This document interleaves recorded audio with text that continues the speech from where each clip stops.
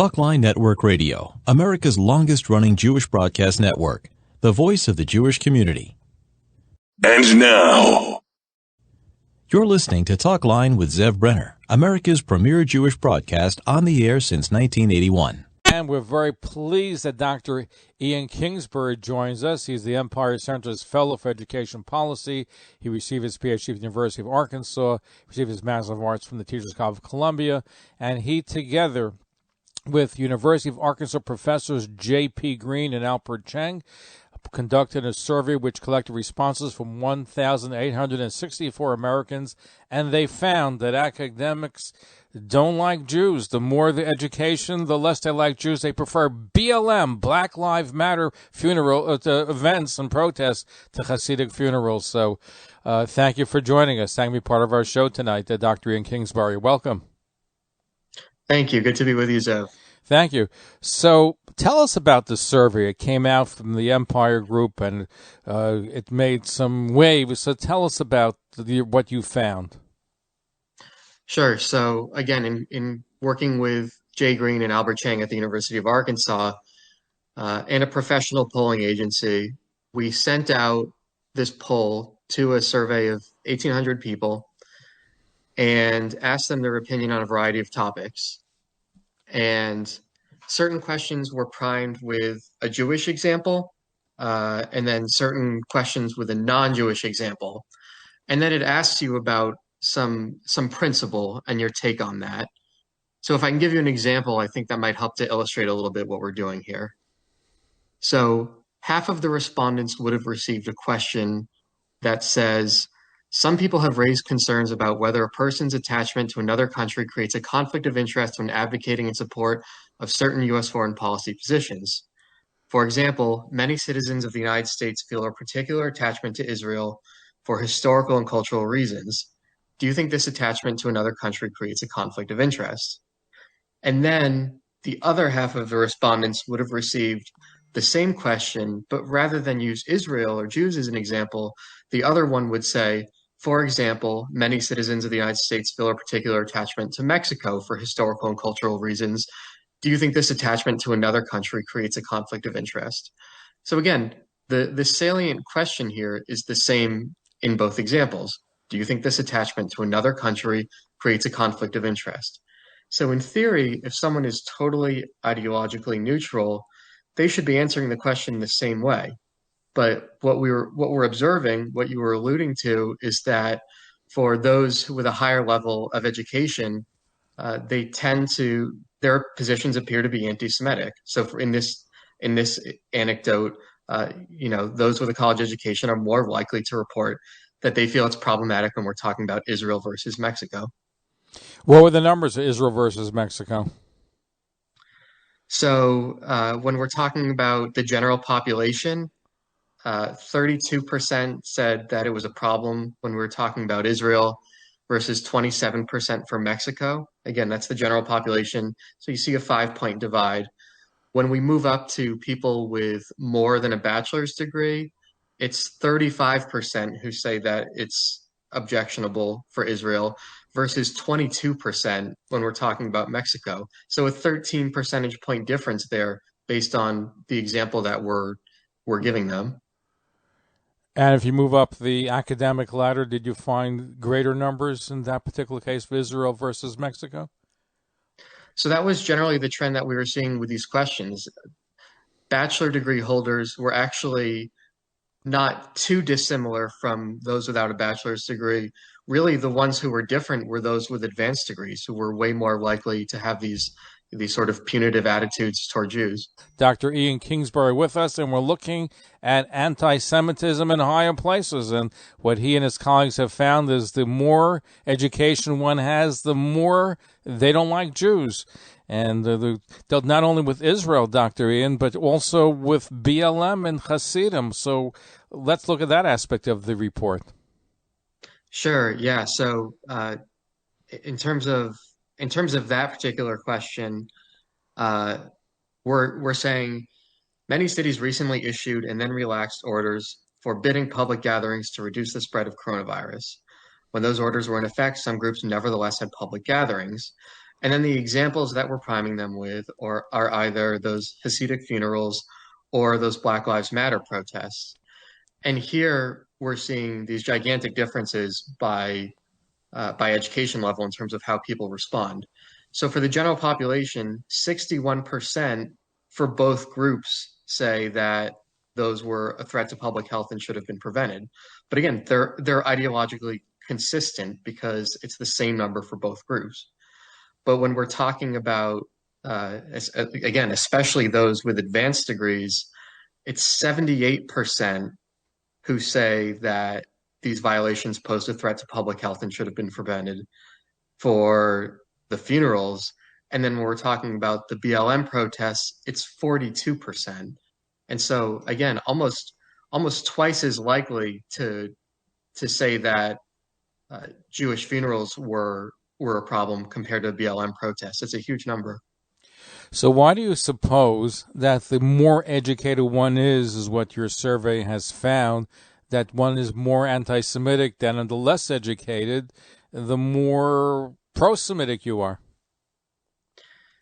Yeah, our survey doesn't get into that, so I can only speculate on it. I think one of the temptations would be to say, well, perhaps the college experience actually makes people anti-Semitic. When we think about things like SJP on campuses and the social movements that flourish on college campuses, perhaps that sort of actually engenders anti-Semitic attitudes.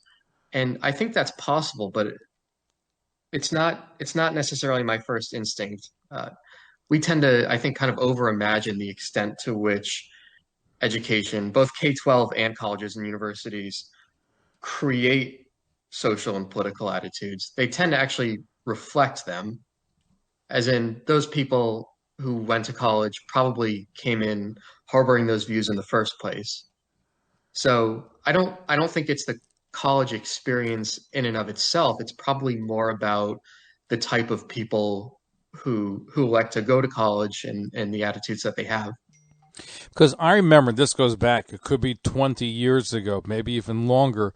I'm not sure if it was the American Jewish Committee or the ADL, one of these groups, and they found with African Americans is that I think it was just the converse, is that the more educated one was, that the less they didn't like Jews, and if they didn't have the education, they had more anti-Semitism. And what we're finding now seems to be the opposite.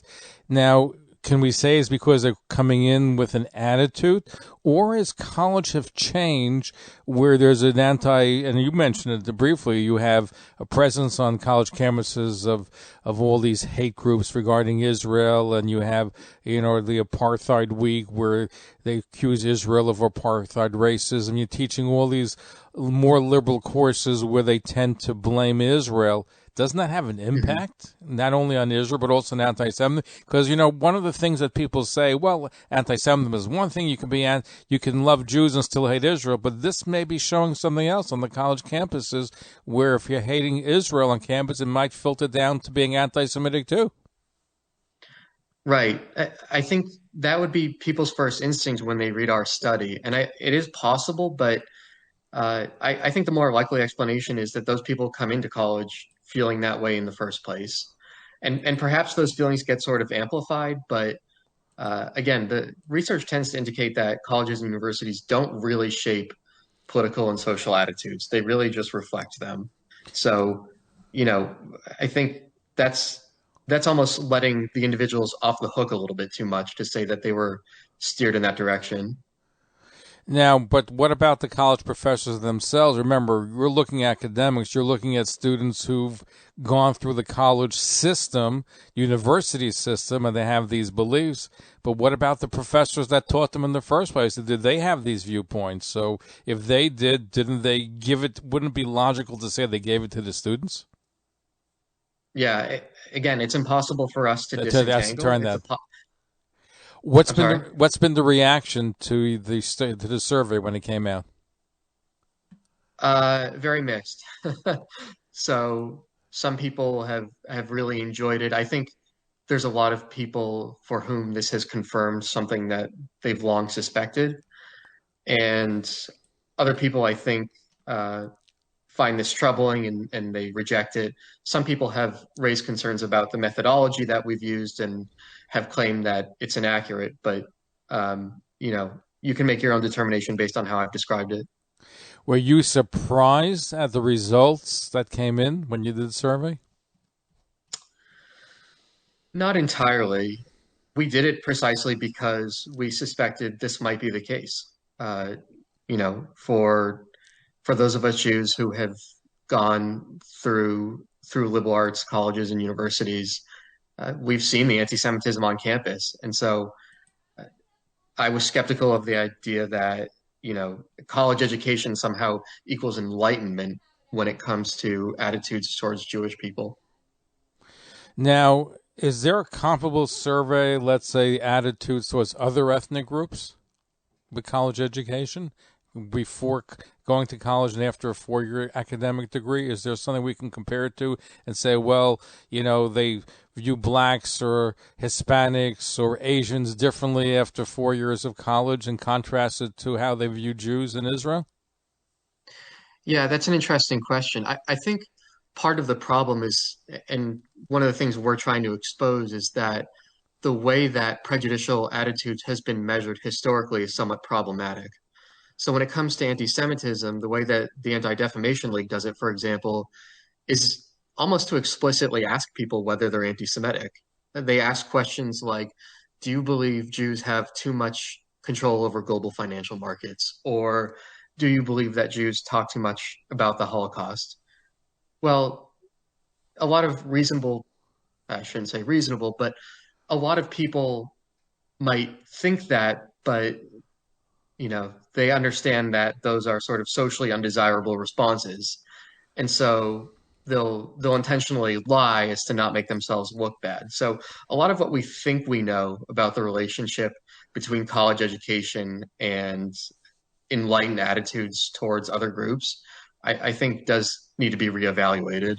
In other words, if you ask the question, do you hate blacks, do you hate Jews, do you hate Asians, people are going to give different answers. The one if you're more subtle and say, well, do you feel that, that group that's more loyal to Israel as opposed to more loyal to Mexico, and doing it that way is a more subtle way of trying to get to the truth as opposed to just asking them head on.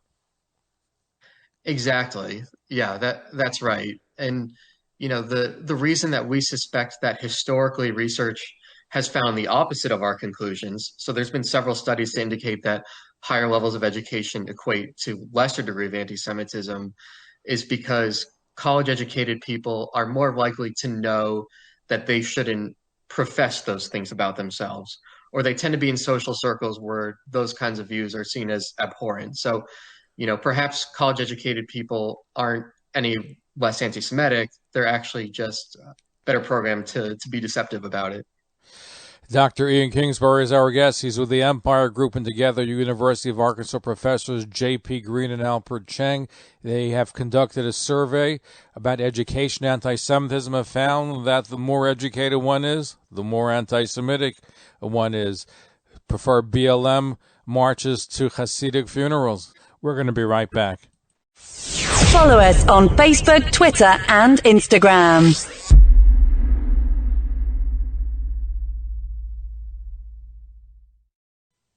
Talkline radio and TV with Zev Brenner is just phenomenal. Everybody concerned about the Jewish community should listen and watch.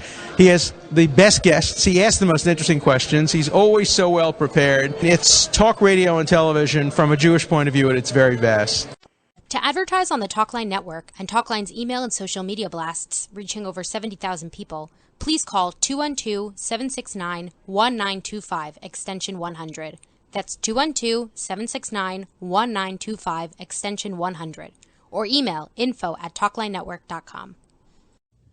You're listening to Talkline with Zev Brenner, America's premier Jewish broadcast on the air since 1981. Our guest is Dr. Ian Kingsbury, the Empire Center's Fellow for Education Policy, and he, together with his colleagues at the University of Arkansas, professors J.P. Green and Alpert Cheng, have conducted a study called Education Anti-Semitism, and they found that the more academics one has, the more likely they are to be anti-Semitic. What is the Empire? Tell us about the Empire Group. So Empire Center is a fiscally conservative think tank in Albany, New York, and we're involved in a variety of issues. I happen to be their education fellow, but uh, in a state that is not especially fiscally conservative, I think we're an important voice of reason. I guess we need that, right? It seems like I think so. I think so. Yeah, based on what I'm seeing from the latest budget bills, we're a much needed voice.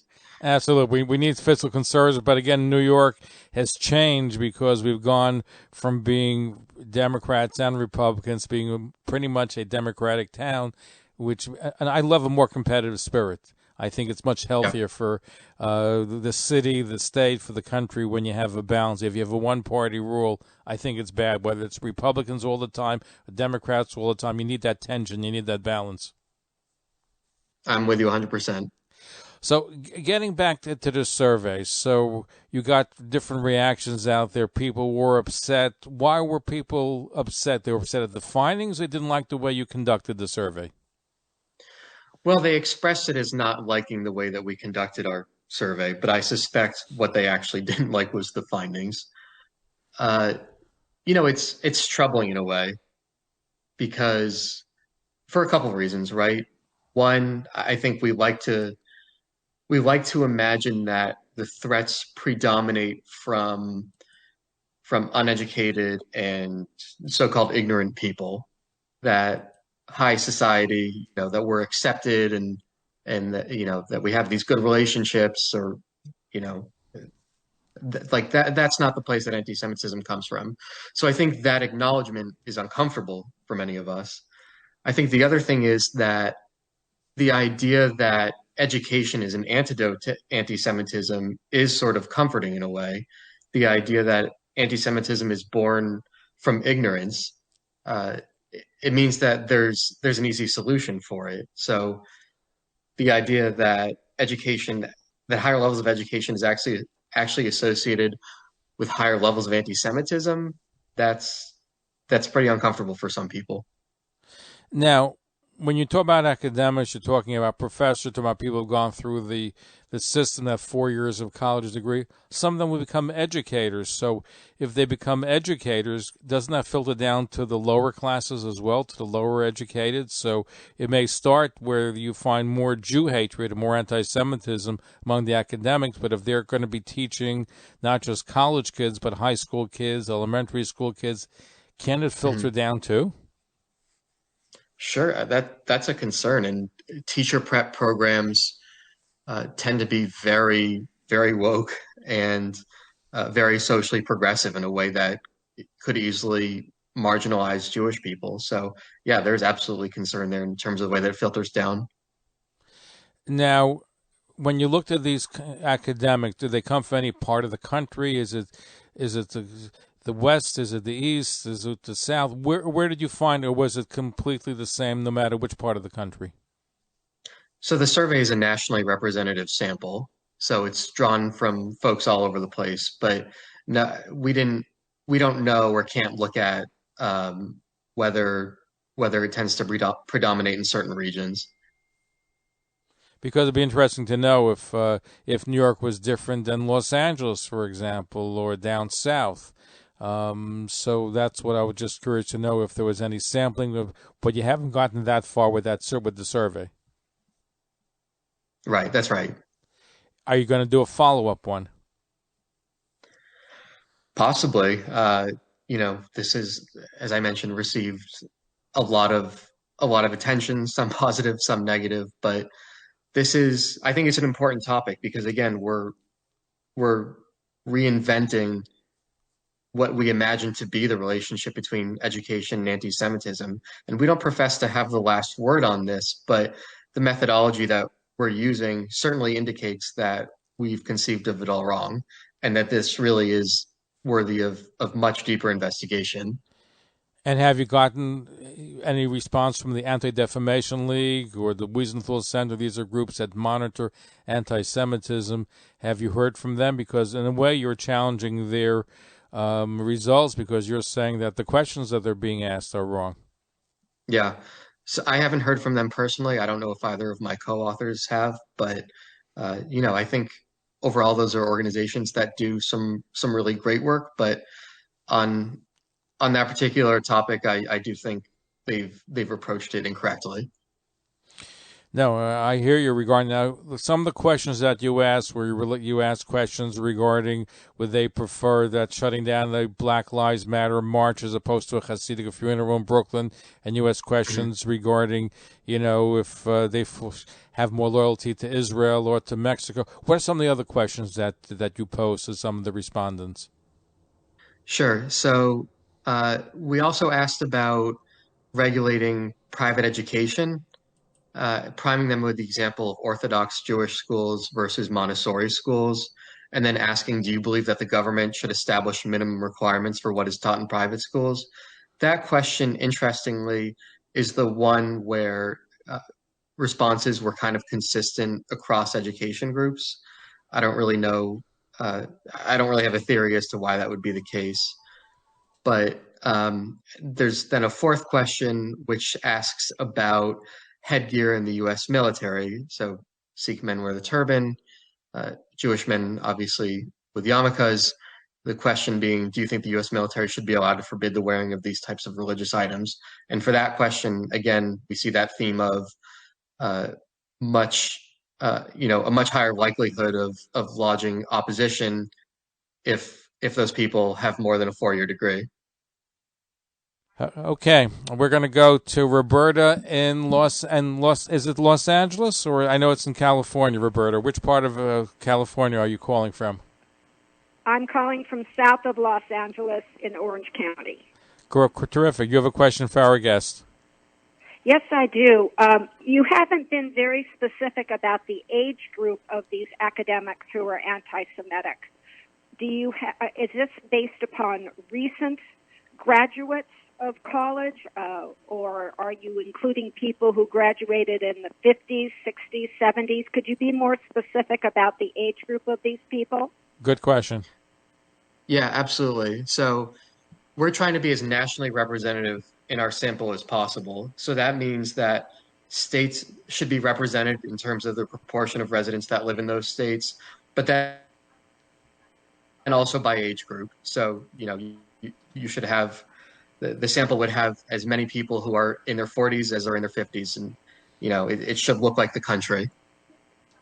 Because I think what the caller is Roberta's trying to find out, Doctor, is that, is it something that's more prevalent now with the newer age group? Is it something which has been there for the last 20, 30 years and it's just continuing? So I think that's an important question to find out if it's something that's recent to our times or if it's been consistent. Yeah, and I think that's actually a really great question for something that we could do in a potential follow-up survey, because I think it's plausible. If you went to college, let's say in the early 60s, you weren't really receiving the kind of indoctrination that we now associate with U.S. colleges and universities. So I would not be surprised if this phenomenon that we're observing is more attenuated or more prevalent among the younger generations. Roberta, thank you. Any other questions, or that was it? Well, I've been anxious to hear that. I went through college in the late 70s, 60s, early 70s, and the movements that were going on then, the anti-war, the civil rights movement, etc., there was the beginning of these kind of anti-Semitic movements on campus, but they were hush-hushed because they were considered to be un-American. So I'd be very interested in seeing your data based upon a differentiation between more recent graduates and those from the past, and how can I get that information from you once you've done this study? Yeah, so if and when that happens, certainly it'll become publicly available, but I can't make any assurances about when that would happen. Well, where can one get the current study that you did conduct about higher education and anti-Semitism? How can people access that? So we haven't released it publicly yet. We will be soon as what's called a working paper. So in the coming weeks, if you Google my name and then anti-Semitism or something, then it should come up. Also, if you follow me on Twitter at IS, as in Ian Seth, King SB, I'll post it on Twitter. Roberta, thank you for a good question. We appreciate it. Thank you. But good night. Can I keep on listening? We're also at WABCRadio.com. So, obviously, lots of questions that have been raised by your survey, and I think it's so important that it be discussed and it be put in the public sphere. But Roberta raised an interesting point, Dr. Kingsbury, and that is that maybe some groups that were anti-Semitic, that they were on the margins in the 1970s, 1980s. Today, it's at the forefront of college campuses. You have intersectionality, where if you support one cause, you got to support all the other causes, and anti-Semitism and anti-Israel is part of that intersectionality. Even Jewish students are intimidated on campus, so it's a whole different environment, and that's why I guess maybe I was harping a little bit about the time frame, because we live in times where, as you know, as your conservative think tank, is that things are changing, and one of the things that's rapidly accelerating that is college campuses, where they're a breeding ground to train people to become more progressive. Right? Yeah, absolutely. I think Roberta raises a really important question, and I hope if time allows, it is something that we follow up on. We're looking at anti-Semitism in high places. I'm talking about higher academies of learning, and our guest has been conducting a survey called Education Anti-Semitism, and Dr. Ian Kingsbury is the Empire Center's Fellow for Education Policy, and together with University of Arkansas professors J.P. Green and Alpert Cheng, they've come to the conclusion that anti-Semitism is ripe, and the more educated one is, the more likely they don't like Jews. They prefer Black Lives Matter rallies to Hasidic funerals in Brooklyn, and also regarding Israel, they had this dual loyalty charge that if you're an American and you support Israel, you're considered, in a different position than if you're an American supporting Mexico. We're going to be right back. Don't go away. Stay tuned. Hi, this is David Gabe, and you're listening to the Zev Brenner Show. Follow us on Facebook, Twitter, and Instagram.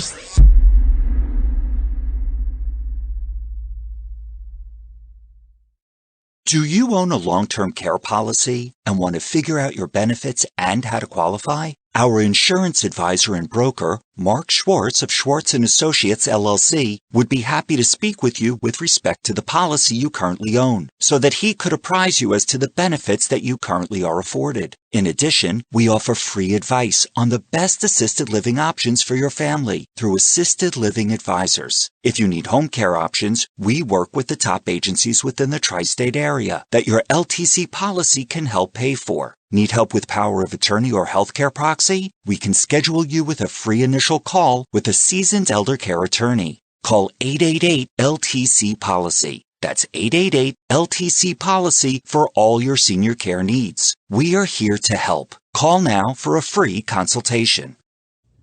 You're listening to Talkline with Zev Brenner, America's premier Jewish broadcast, on the air since 1981. And now your host. We're back, our final stretch with Dr. Ian Kingsbury, the Empire Center's Fellow for Education Policy, and together with his colleagues, University of Arkansas professors J.P. Green and Alpert Cheng. They've put together a study called Education Anti-Semitism, which they found the more educated you are, the more anti-Semitic you are. I like some of your questions. We only have a few moments left, Dr. Kingsbury. I like some of your questions that you posed. And one of them had to deal with, I think, wearing a yarmulke in the military. Tell us about that. Yeah, so the question is, it asks specifically, the U.S. military has faced litigation about whether it should allow service members to wear religious headgear as part of their uniform. For example, and then it's randomly assigned. So some people got this example. Simha Goldman sued the Air Force when he was ordered not to wear a yarmulke, which is a Jewish head covering while on duty. Do you think the U.S. military should be allowed to forbid these religious items? And then the other one, for example, Simratpal Singh sued the Army when he was ordered not to wear a turban, which is a Sikh head covering while on duty. Do you think the U.S. military should be allowed to forbid the wearing of these religious items?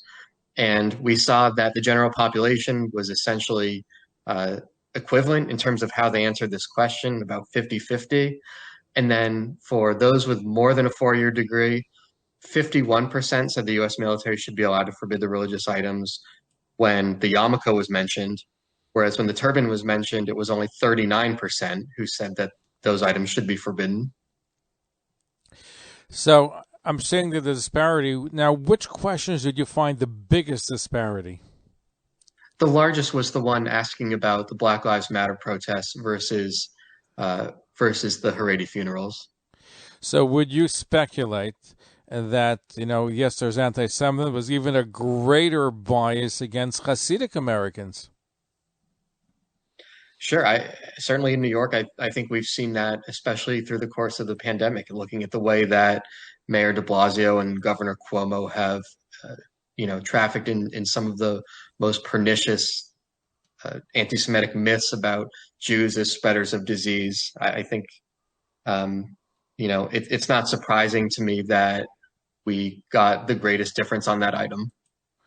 Because that, I think, was the most shocking of all the different things, that they prefer a Black Lives Matters rally as opposed to a Hasidic funeral.